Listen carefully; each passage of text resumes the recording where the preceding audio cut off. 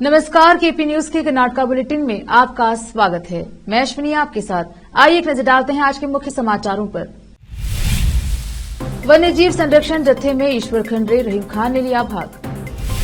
DCC bank का चुनाव कल होंगे। 10 घंटे के व्यवधान के बाद बेंगलुरु में ग्रीन लाइन पर सामान्य मेट्रो सेवाएं फिर से शुरू हो गई। जिला प्रभारी मंत्री ईश्वर खंड्रे और केंद्रीय मंत्री भगवंत खुबा के बीच जुबानी जंग जारी। बेंगलुरु निवासी संघों, टैक्सी यूनियनों के प्रमुखों और अन्य लोगों ने मणिपाल अस्पताल की सीपीआर प्रशिक्षण पहल का प्रसार करने का संकल्प किया।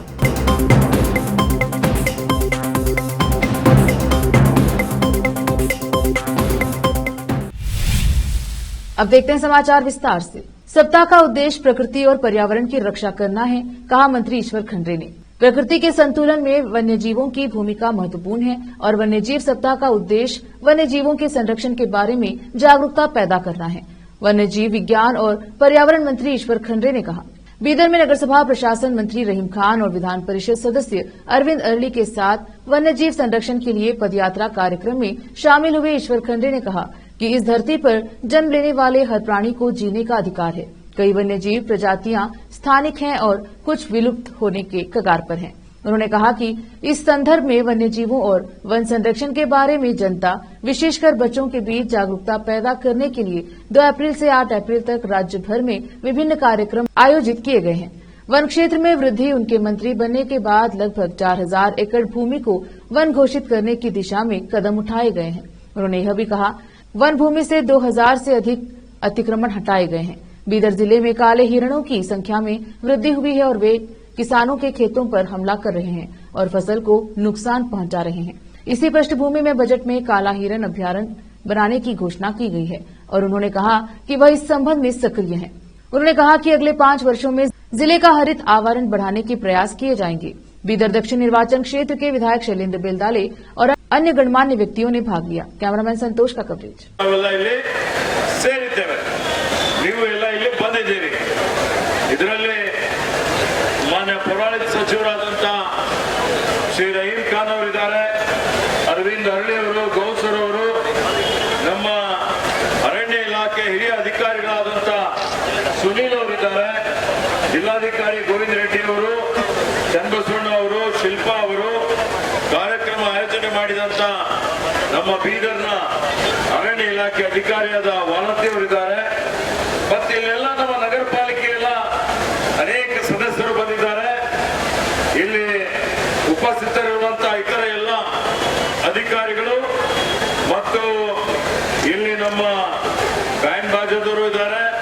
ಅವ್ರ ಜೊತೆಲಿ ಈ ಕಾರ್ಯಕ್ರಮಕ್ಕೆ ಮೆರುಗು ಕೊಡಲಿಕ್ಕೆ, ಈ ಕಾರ್ಯಕ್ರಮ ಅರ್ಥಪೂರ್ಣವಾಗಿ ಆಚರಿಸಲಿಕ್ಕೆ ಎಲ್ಲ ಅರಣ್ಯ ಪ್ರೇಮಿಗಳು, ಪರಿಸರ ಪ್ರೇಮಿಗಳು, ಪ್ರಾಣಿ ಪ್ರೇಮಿಗಳು ಮತ್ತು ಮುಂದಿನ ಪ್ರಜೆಗಳಾದಂತ ನಮ್ಮ ವಿದ್ಯಾರ್ಥಿನಿಯರು ನೀವೆಲ್ಲ ಬಂದಿದ್ದೀರಿ। ನಿಮ್ಮೆಲ್ಲರಿಗೆ ಅರಣ್ಯ ಇಲಾಖೆ ವತಿಯಿಂದ, ನನ್ನ ವತಿಯಿಂದ ಹಾರ್ದಿಕ ಸ್ವಾಗತವನ್ನು ಬಯಸ್ತಾರೆ। ಆತ್ಮೀಯರೇ, ತಮ್ಮೆಲ್ಲರಿಗೆ ತಿಳಿದಿರುವಂತೆ ಇವತ್ತು ಏನು ವನ್ಯಜೀವಿಗಳು ಈ ಭೂಮಿ ಇದೆ, ಈ ಭೂಮಿ ಮೇಲೆ जिला सहकारी केंद्रीय बैंक बीदर के निदेशक मंडल का चुनाव 4 अक्टूबर को सुबह 9 बजे से शाम 4 बजे तक डीसीसी बैंक में होगा। मतदान बसवेश्वर सर्कल समीप स्थित बैंक की मुख्य शाखा की बिल्डिंग की दूसरी मंजिल के हॉल में होगा। वोटों की गिनती शाम 4:30 बजे की जाएगी और वोटों की गिनती के बाद परिणाम घोषित कर दिए जाएंगे।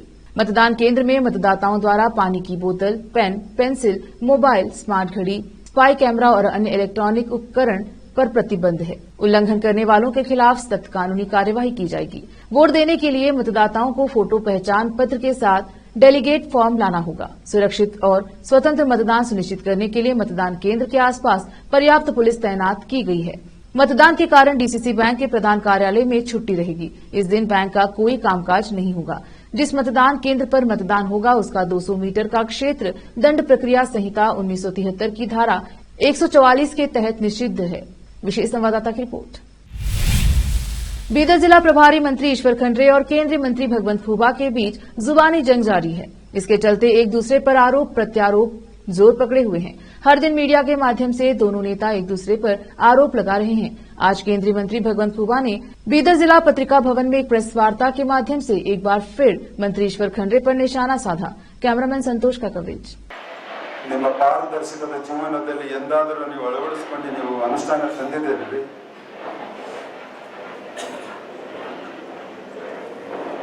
ನಿಮ್ಮ ರಾಜಕೀಯ ಜೀವನನೇ ಅಪಾರದರ್ಶಕ. ಅಧಿಕಾರ ಇದ್ದಾಗಲೆಲ್ಲ ಅಧಿಕಾರವನ್ನು ದುರುಪಯೋಗಪಡಿಸಿಕೊಂಡು ಬಡವರನ್ನ, ವಿರೋಧಿಗಳನ್ನ, ಪ್ರಜಾಪ್ರಭುತ್ವ ವ್ಯವಸ್ಥೆಯಲ್ಲಿ ಇದ್ರೂ ಕೂಡ ಹತ್ತಿಕೊಂಡ ಕೆಲಸವನ್ನು ನೀವು ಮಾಡಿದ್ದೀರಿ. ಸಾವಿರಾರು ಉದಾಹರಣೆಗಳಿದ್ದಾವೆ. ಪಾಪ ರಾಜಶೇಖರ್ ಪಾಟೀಲ್ ನಿನ್ನೆ ಇಲ್ಲಿ ಈಶ್ವರ್ ಖಂಡ್ರೆ ಕುಂತಾಗ ಇಲ್ಲಿ ಪಕ್ಕದಲ್ಲಿ ಕೂತಿದ್ರು. ಬಾರ್ ಎಂದು ಮಾತಾಡ್ಲತ್ತಿದ್ರು. ಪ್ರೆಸ್ ಮೀಟ್ ಮಾಡೋತ್ತಿನ ಬಾರ್ ಅವರಿಗೆ ಸುಣ್ಣಾಗಿ ಹೋಗಿ ಕುಂತ ಪ್ರೆಸ್ ಮೀಟ್ ನಾನ್ ನೋಡಿಲ್ಲ ಇಲ್ಲಿವರೆಗೆ ಯಾರಾದರೂ ಎದ್ದು ನಿಂತು ಪ್ರೆಸ್ ಮೀಟ್ ಮಾಡ್ಯಾರಂತ. ಬೈಟ್ ಕೊಡ್ತಾ ಇರ್ಬೇಕಾದ್ರೆ ಎಲ್ಲರ ಹೋಗ್ತಾ ಬರ್ತಾ ಇಷ್ಟು ಒಳ್ಳೆ ವ್ಯವಸ್ಥೆ ಇಟ್ಕೊಂಡಿದಾಗ ಯಾವ ಶಬ್ದಗಳನ್ನ ನೀವು ಬಳಸ್ತಾ ಇದ್ದೀರಿ? ನೀವು ಕಿಸ್ದೇನ ಯಾವ ಸಂಸ್ಕಾರದ ನಿಮಗೆ ದೊರೆತದ? ನಿಮ್ಗೆ ಪಾಪ ರಾಜಶೇಖರ್ ಪಾಟೀಲ್ ಸೋತ್ಯಾರ, ಸತ್ತಿಲ್ಲ ಅಂತ ಹೇಳ್ಯಾರ. ಜೀವಂತಿದ್ರಂತೆ ನೀವು ಪ್ರೆಸ್ ಮೀಟ್ ಮಾಡ್ಲಕ್ಕೆ, ನಿಮ್ಗೆ ಸತ್ತಾರಂತ ಅಂದವ್ರು ಯಾರು? ಸೋತಿದ್ದು ಜಗ್ ಜಾಹೀರದ.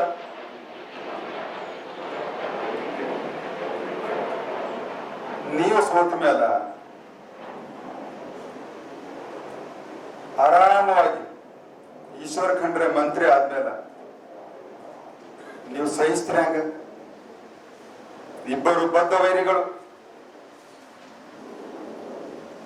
ಇವತ್ತ ಸುಳ್ಳರು, ಕಳ್ಳರು, ಮೋಸಗಾರರು,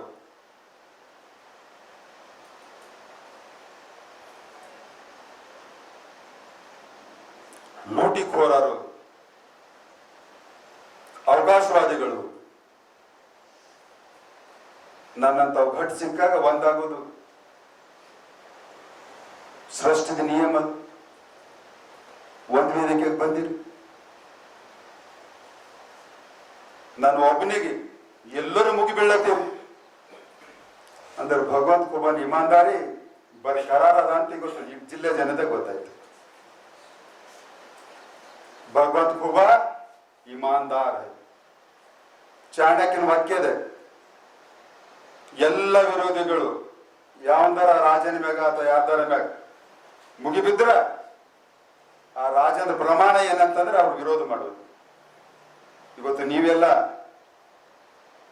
ನನಗೆ ವಿರೋಧಿಸಿದ್ರಲ್ಲ, ಮತ್ತೊಮ್ಮೆ ನನ್ನ ಪ್ರಾಮಾಣಿಕತೆಯನ್ನು ನೀವು ದೃಢೀಕರಿಸಿದೆ.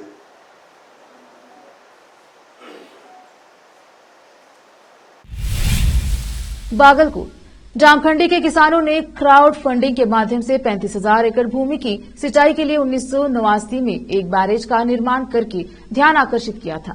अब वे कंकनवाड़ी और गुहेश्वर मंदिर द्वीप को जोड़ने के लिए एक बैरल पुल का निर्माण कर रहे हैं, जिसे 12 वेंचर के शरणों में से एक अलम प्रभु का देवता माना जाता है, जो कृष्णा नदी में पानी भरने पर अलग हो जाते हैं। सरकार ने इस मांग को नजरअंदाज कर दिया है। 25 वर्ष क्योंकि यह डूब क्षेत्र में आता था। वे 25 लाख रुपए का फंड जुटाया और काम किया। मजदूरों को 2 महीने के लिए रोटेशन के आधार पर उम्मीद है कि 2 तारीख तक पुल तैयार हो जाएगा।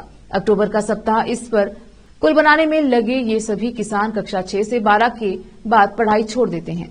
कंकनवाड़ी के प्रगतिशील किसान ईश्वर करबसनावर निजप्पा अडेपन और शंकर कवाडगी ने TOI को बताया कि द्वीप में लगभग 700 एकड़ जमीन है, जहां लगभग 200 परिवार रहते हैं। हम नावों पर निर्भर थे, जो केवल सुबह 7:30 बजे से शाम 7 बजे के बीच उपलब्ध थी और आवृत्ति 2 से 3 घंटों में केवल एक नाव थी। हम सरकार द्वारा प्रदान की गई नावों के प्रबंधन के लिए प्रतिवर्ष 1,000 रुपए प्रति एकड़ का योगदान दे रहे थे। कुल मिलाकर हम अपनी जेब से प्रतिवर्ष 10 लाख रुपए खर्च कर रहे थे। अब हम 25 लाख रुपए की लागत से इस पुल का निर्माण कर रहे हैं, जो एक बार का निवेश है। शिवमोगा शहर में ईद मिलाद जुलूस के दौरान हिंदू और मुस्लिम समुदायों के सदस्यों के बीच टीपू सुल्तान के कटआउट को लेकर कथित विवाद हिंसक झड़प में बदल गया, जिसमें 2 पुलिसकर्मियों सहित 6 लोग घायल हुए। यह घटना रविवार शाम को हुई, जिसके बाद पुलिस ने एहतियात के तौर पर इलाके में सीआरपीसी की धारा 144 लगा दी। कर्नाटक के मुख्यमंत्री सिद्धरामैया ने सोमवार को कहा कि लगभग 60 लोगों को पुलिस हिरासत में लिया गया है और कानून व्यवस्था की स्थिति अब नियंत्रण में है। रविवार शाम को एक बहस छिड़ गई जब कुछ लोगों ने तत्कालीन मैसूर के शासक टीपू सुल्तान के कटआउट पर आपत्ति जताई, जिसमें कथित तौर पर भगवा पोशाक पहने योद्धाओं को मारते हुए दिखाया गया।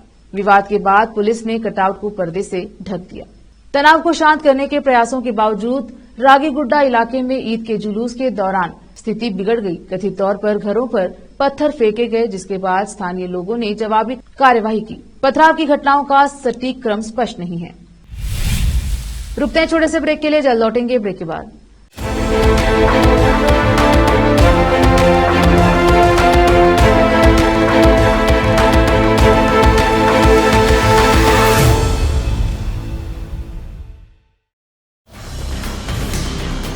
हिंदुस्तान के हर कोने में हम हैं मौजूद।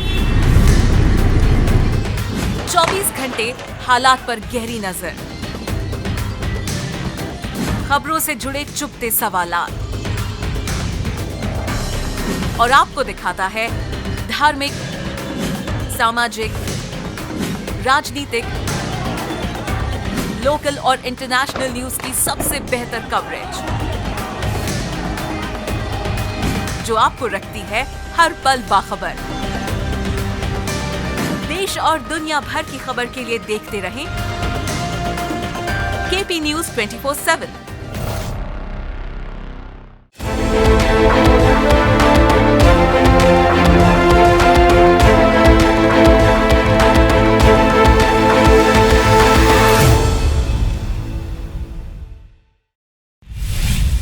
ब्रेक के बाद स्वागत है आपका। देखते हैं समाचार। कर्नाटक सरकार ग्राम स्तरीय अदालतें स्थापित करने की योजना बना रही है।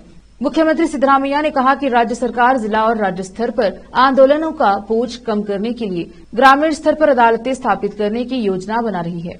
सिद्धरामैया ने कहा कि ऐसी अदालतें ग्राम स्तर पर ही विवादों को सुलझाने में मदद करेंगी। यह विकेंद्रीकृत अदालत प्रणाली ग्रामीणों की मदद करेगी, क्योंकि उन्हें अदालती मामलों में भाग लेने के लिए कस्बों और शहरों में जाने की आवश्यकता नहीं होगी। उन्होंने कहा कि महात्मा गांधी के ग्राम स्वराज और राजीव गांधी की सत्ता के विकेंद्रीकरण की अवधारणा के आधार पर ग्राम स्तरीय अदालतें स्थापित की जाएंगी। खादी और ग्रामोद्योग के विकास की आवश्यकता पर बल देते हुए सिद्धरामैया ने कहा कि ग्रामोद्योग उत्पादों की बिक्री को बढ़ावा देने के लिए कदम उठाए जाएंगे। जब तक गांवों का विकास नहीं होगा, तब तक देश प्रगति नहीं करेगा। उन्होंने कहा कि ग्राम स्वराज और सत्ता के विकेंद्रीकरण की अवधारणा का उद्देश्य गांवों का विकास करना था। बेंगलुरु बिहार के मुख्यमंत्री नीतीश कुमार ने धर्मनिरपेक्ष जनता दल जेडीएस को अपनी जनता दल यूनियन जेडीयू में विलय करने और विपक्षी इंडिया गुट में शामिल होने का प्रस्ताव दिया है, लेकिन जेडीएस प्रमुख एचडी देवेगौड़ा ने कहा कि इससे इनकार किया है। उन्होंने कहा कि जनता दल की पुरानी पार्टियों को मिलाकर जनता फ्रीडम फ्रंट बनाने का प्रस्ताव 4 महीने पहले उनके सामने रखा गया था। मैं सहमत नहीं था। मुझे राष्ट्रीय पदों में कोई दिलचस्पी नहीं है। 91 साल का हूं। मैंने देखा है कि कांग्रेस ने मुझे कैसे धोखा दिया। मैं इस उम्र में कोई प्रयोग नहीं करना चाहता। देवेगौड़ा ने कहा कि नीतीश कुमार ने लगभग 3 से 4 महीने पहले जनता फ्रीडम फ्रंट बनाने की इच्छा से मुझसे संपर्क किया था, जिसमें जेडीएस और समाजवादी पार्टी जैसे पूर्ववर्ती जनता दल के विभिन्न गुटों को शामिल किया जाएगा। उन्होंने कहा, नीतीश कुमार ने मुझे मनाने के लिए अपनी पार्टी के अध्यक्ष और वरिष्ठ नेताओं को भेजा, लेकिन मैं नहीं माना। मैंने उनसे कहा, अगर आप बने रहना चाहते हैं तो अन्य पार्टियों से संपर्क कर सकते हैं। देवेगौड़ा ने यह बयान अगले लोकसभा चुनाव लड़ने के लिए भाजपा के साथ गठबंधन बनाने के 2 हफ्ते बाद दिया। बेंगलुरु में यशवंतपुरा और मंत्री स्क्वायर संपिगे रोड मेट्रो स्टेशन के बीच मेट्रो सेवाओं के लगभग 10 घंटे के आंशिक व्यवधान के बाद ग्रीन लाइन पर मंगलवार दोपहर 3:40 पर सामान्य सेवाएं फिर से शुरू की गईं। राजाजीनगर मेट्रो स्टेशन के पास रोड कम रेल वाहन के खराब होने के बाद मेट्रो सेवाएं आंशिक रूप से बाधित हुई, जिसका ग्रीन लाइन पर परीक्षण चल रहा था। सड़क सेवा वाहन को ठीक करने के लिए Bangalore metro rail corporation limited BMRCL द्वारा कई प्रयास किए जाने के बाद बीएमआरसीएल अधिकारियों ने क्रेन की मदद से वाहन को ट्रैक से हटाने का फैसला किया। दोपहर 2 बजे से 3 बजे के बीच पटरियों को साफ करने का काम किया गया। बीएमआरसीएल के प्रबंध निदेशक अंजुम परवेज के अनुसार मंगलवार को लगभग 2:30 बजे ट्रायल रन करते समय रिकवरी रोड रेल के पिछले पहिए टूट गए। आरआरवी एक ऐसा वाहन है जो सड़क और पटरी दोनों पर चल सकता है। यह एक आपातकालीन वाहन है जो दुर्घटना या पटरी से उतरने जैसी आपात स्थिति के समय मेट्रो ट्रेनों की सेवा लेता है। आरआरवी को लगभग 15 से 20 दिन पहले बीएमआरसीएल द्वारा खरीदा गया था। पूर्व मुख्यमंत्री बसवराज बोम्मे ने सोमवार को कावेरी नदी के प्रवाह के संबंध में कर्नाटक के लोगों को गुमराह करने के लिए उप मुख्यमंत्री और जल संसाधन मंत्री डीके शिवकुमार की आलोचना की। तमिलनाडु को पानी छोड़ने को लेकर मांड्या में आयोजित एक विरोध प्रदर्शन में भाग लेने के बाद उन्होंने बोला कि भारतीय जनता पार्टी नेता ने कहा कि अधिकारी कृष्णराज सागर जलाशय में 2000 क्यूसेक का प्रवाह होने का अनुमान लगा रहे थे। शिवकुमार यह कहकर लोगों को गुमराह कर रहे थे कि एक बड़ी आमद हुई है, वह इतनी हल्की बात क्यों कर रहे हैं। उन्होंने कहा कि बोम्मे की टिप्पणी शिवकुमार के उस बयान के एक दिन बाद आई है जिसमें उन्होंने कहा था कि कर्नाटक को केआरएस से पानी छोड़ने की कोई जरूरत नहीं है, क्योंकि बेंगलुरु और आसपास के जिलों में बारिश के कारण तमिलनाडु में पानी का प्रवाह लगभग 6500 क्यूसेक तक बढ़ गया है। बेंगलुरु निवासी संघों टैक्सी यूनियनों के प्रमुख और अन्य लोगों ने मणिपाल अस्पताल की सीपीआर प्रशिक्षण पहल का प्रसारण करने का संकल्प लिया। अपार्टमेंट के प्रमुख निवासी संघ, ट्रैफिक वार्डन और टैक्सी चालक संघ, जिन्हें पिछले सप्ताह बेंगलुरु के मणिपाल अस्पताल द्वारा कार्डियोपल्मोनरी रिससिटेशन सीपीआर पर एक दिन का प्रशिक्षण दिया गया, कार्यक्रम को आगे ले जाने और अपने संबंधित सदस्यों को ज्ञान प्रदान करने की कसम खाई है। संगठन विश्व हृदय दिवस 2023 को मनाने के लिए अस्पताल ने पिछले सप्ताह जीवन रक्षक पहल SOS QR code 1 scan can save a life शुरू की थी और राज्य सरकार को प्रशिक्षण अनिवार्य बनाने का प्रस्ताव देकर अपने सीपीआर शिक्षा कार्यक्रम की पहल को विस्तृत किया था, शैक्षिक और नागरिक किया। कार्यक्रमों के पीछे का उद्देश्य यह सुनिश्चित करना है कि प्रत्येक गंभीर रोगी को सुनहरे घंटे के दौरान समय पर सहायता प्राप्त हो। व्हाइटफील्ड डिवीजन की सहायक मुख्य यातायात वार्डन मंजू मेहरा ने कहा, मैंने सीपीआर प्रशिक्षण के महत्व को प्रत्येक रूप से देखा है। मैं सीपीआर से एक व्यक्ति को बचाने में सफल रहा, जिसका प्रशिक्षण मुझे मणिपाल अस्पताल से ही मिला था। ये पहल हमें आम जनता को प्रतिकूल परिस्थितियों में अधिक जीवन बचाने में मदद करेगी। मैं अधिक से अधिक ट्रैफिक पुलिसकर्मियों को सीपीआर प्रशिक्षण लेने के लिए प्रोत्साहित करूंगा। मैं अपनी टीम को SOS QR कोड का उपयोग करने और उसके बारे में जागरूकता फैलाने के लिए भी प्रोत्साहित करूंगा, क्योंकि यह आपातकालीन स्थितियों के दौरान बहुत उपयोगी हो सकता है। यातायात संकेतों के अलावा चिकित्सा सहायता तक आसान पहुंच के लिए QR कोड संस्थानों के गेटों, कॉर्पोरेट भवनों, स्कूल बसों और पीले निर्माण हेलमेट पर लगाए जाएंगे। भाजपा का कहना है कि कर्नाटक सरकार कानून व्यवस्था बनाए रखने में विफल रही। विपक्षी भाजपा नेताओं ने उस सांप्रदायिक घटना को लेकर राज्य सरकार की आलोचना की, जिसमें रविवार रात शिवमोगा में ईद मिलाद के जुलूस पर पथराव किया गया। उन्होंने कहा कि कांग्रेस सरकार कानून व्यवस्था बनाए रखने में विफल रही है। पूर्व मुख्यमंत्री बसवराज बोम्मे ने कहा कि शिवमोगा सांप्रदायिक रूप से संवेदनशील शहर है, लेकिन पुलिस जुलूस के दौरान सावधानी बरतने में विफल रही। पत्थर फेंकने वालों और उपद्रवियों को वर्तमान सरकार के तहत कानून का कोई डर नहीं है। गृह मंत्री डॉक्टर जी परमेश्वर ने घटना को छोटी बताया, लेकिन घरों पर पथराव किया गया। उनका बयान बेतुका है। ऐसी ही घटना कोलार में भी घटी है। सरकार परोक्ष रूप से ऐसे तत्वों का समर्थन कर रही है। इस रवैये के कारण जुआरी, असामाजिक तत्व और दंगाई राज्य में खुलेआम घूम रहे हैं।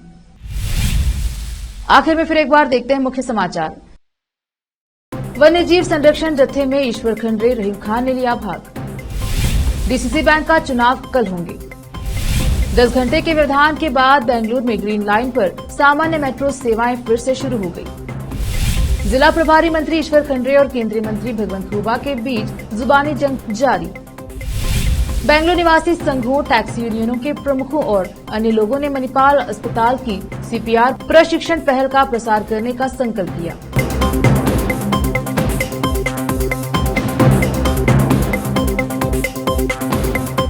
केपी न्यूज में अब तक के लिए इतना ही। देखते रहिए केपी न्यूज 24/7। धन्यवाद।